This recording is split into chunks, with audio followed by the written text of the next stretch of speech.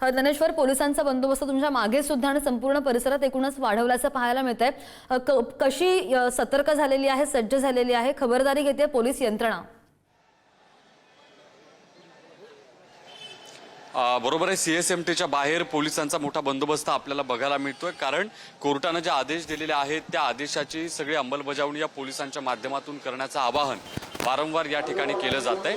नेहमीपेक्षा जास्त बंदोबस्त आपल्याला या सगळ्या भागांमध्ये तैनात करण्यात आल्याचं दिसतंय। अगदी दूरपर्यंत पोलिसांचा हा सगळा फौजफाटा या ठिकाणी सुरू आहे। कोर्टानं आदेश दिलेले आहेत की या सगळ्या भागातली जी ही उभी असलेली वाहनं आहेत, ही वाहनं दुपारी 12 पर्यंत या सगळ्या भागातून बाहेर काढली जावीत। जरांगे पाटील यांनी सुद्धा तशा पद्धतीचं आवाहन आंदोलकांना केलेलं आहे की कुठल्याही पद्धतीनं सीएसएमटी परिसरामध्ये ज्या वेगवेगळ्या ठिकाणी रस्त्यांवरती गाड्या लावण्यात आलेल्या आहेत त्या गाड्या काढून घ्या।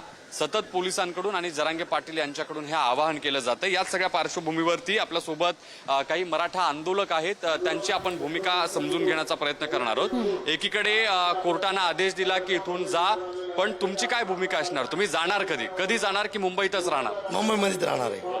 आमची भूमिका अशी आहे सर, जोपर्यंत दादा म्हणतील त्या पद्धतीचं आरक्षण भेटणार नाही तोपर्यंत आम्ही मुंबई सोडणार नाही आणि आम्ही कोर्टाच्या आदेशाचं तंतोतंत पालन करू।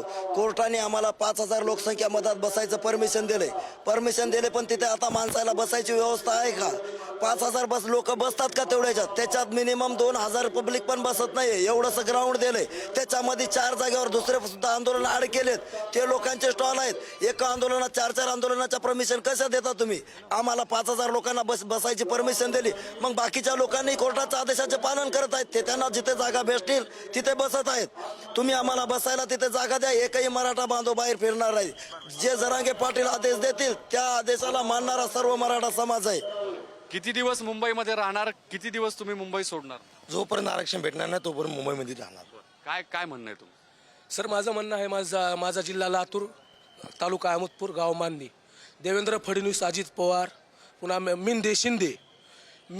शिंदेला अजित पवारला आणि फडणवीसला 27 जाती ओबीसी मध्ये घ्यायला येतात।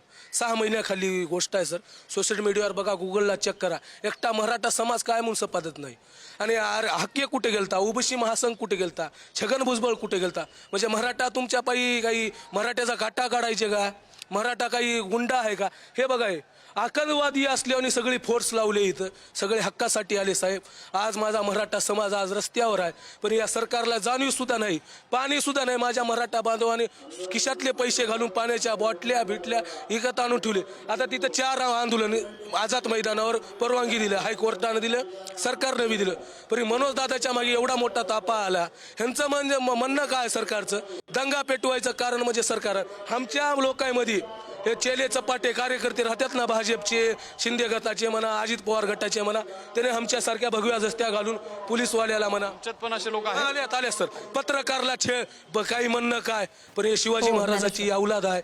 आम्हाला आमच्या शिवाजी महाराजानं, मनोज दादानं, कुणी महिला म्हणजे आमची बहीण, तुम्ही पुरुष म्हणजे आमचा भाऊ, त्याच्यावर मोठा पुरुष म्हणजे आमचा बाप। आम्हाला हे मनोज दादाची शिवाजी महाराजाची शिकवण आहे।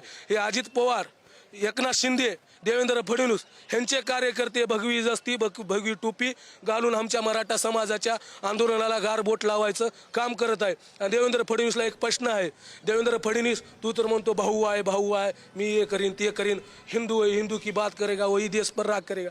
आम्ही हिंदू नाही? आम्ही हिंदू आहो का नाही?